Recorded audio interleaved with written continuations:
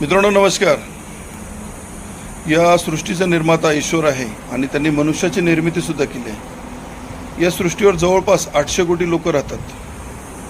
त्यांना सगळ्यांना हात, पाय, डोळे, कान, नाक, हृदय, रक्त सर्व काही सारखं आहे, पण सगळे एकसारखे दिसतात का? सगळ्यांचे विचार एकसारखे असतात का? तर नाही।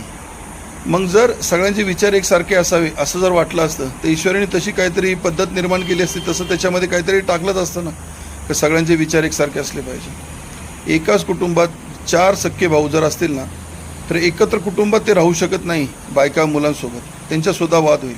मग आज एका धर्मात म्हणजे माणसाने असंच वागलं पाहिजे, आम्ही म्हणतो तसंच जगलं पाहिजे, हे विचार केलं पाहिजे, हे कितपत योग्य आहे? म्हणजे आपले विचार दुसऱ्यावर का लादायचे? आपण दुसऱ्याचं ऐकतो का? जर दुसऱ्या धर्मातील लोकांनी आपल्याला सांगितलं का तुम्ही याप्रमाणे वागा, आपण वागणार आहोत का? आम्ही का नाही बाबा, आमच्या धर्मात तसं नाही आहे। मग आपल्या धर्मानुसार प्रत्येकाने कशाला वागलं पाहिजे? आणि महत्त्वाची गोष्ट सांगतो, धर्म काय आहे हे पहिले समजून घ्या। धर्माची व्याख्या काय आहे ती पण समजून घ्या। धर्म हे ईश्वराने निर्माण केलेले आहे आणि मनुष्याने जे निर्माण केले आहे ती समाज व्यवस्था। पहिली गोष्ट समजा, ते धर्म नाही। प्रत्येक समाज वेगवेगळ्या प्रकारे वेगवेगळ्या ठिकाणी राहिला, त्यांनी प्रत्येक समाजाने स्वतःला एक नाव दिलं। मग तो हिंदू असेल, मुस्लिम असेल, बौद्ध असेल, शीख असेल, जैन असेल, ईसाई असेल, कोणीही असेल, धर्माची निर्मिती ईश्वराची आहे आणि सगळ्यांना सारखी आहे। अग्नीचा धर्म आहे जळणं आणि जाळणं, सगळ्यांना एकसारखं। हिंदू, मुस्लिम, शीख, ईसाई, ख्रिश्चन कोणी असू दे, त्याच्या सान्निध्यात गेला ते जाळून टाकणार, तो त्याचा धर्म आहे। पाण्याचा धर्म सगळ्यांना एकसारखा, हवेचा धर्म सगळ्यांना एकसारखा। आम्ही एखाद्या झाडाखाली उभं राहिलो, त्या झाडाचा धर्म सगळ्यांना एकसारखी शीतलता देणार। फक्त मनुष्याने जो धर्माची निर्मिती केली आहे ती स्वतःसाठी केलेली आहे, स्वतःच्या स्वार्थासाठी केलेली आहे। का आमचं हे श्रेष्ठ, तुमचं ते श्रेष्ठ नाही आहे, आम्ही सगळं श्रेष्ठ, आमच्यासारखे कोणीच नाही आहे। त्या धर्मामध्ये सुद्धा नंतर जाती व्यवस्था आली, मग आमची जात श्रेष्ठ, तुमची जात श्रेष्ठ, याच्यासाठी जे आपण भांडतोय ते कुठं ना कुठंतरी खूप अयोग्य आहे, चुकीचं आहे आणि हे आपल्या तरुण मुलांचं भवितव्य धोक्यात टाकणार आहे। म्हणून प्रत्येकाने वेळीच जागा होणं गरजेचं आहे। आपल्या भविष्यासाठी काय महत्त्वाचं आहे हे खूप विचारपूर्वक प्रत्येकाने निर्णय घेतले पाहिजे।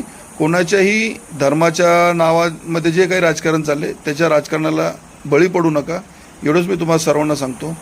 आज पृथ्वीतलावर डायनोसॉरसारखे मोठमोठे प्राणी होते, ते संपुष्टात आले। रावणासारखा एवढा शूरवीर राक्षस होता, तो नाही राहिला। आपण किती दिवस आहे या पृथ्वीतलावर आणि आपण काय असं बदल करणार आहे? आपण ईश्वरापेक्षा श्रेष्ठ आहोत का? आज मोठमोठे जे धर्मग्रंथ आपले ते लिहिले गेले, आपण कोणी त्या धर्मग्रंथानुसार चालतो का? त्याचं उत्तर येईल नाही। आपण मोठमोठे कीर्तनकार आहे, चांगल्या कीर्तन सांगतात, आपण त्यांचं ऐकतो का? नाही। मग आपण हे क्षुल्लक राजकारण्यांचं का ऐकतो?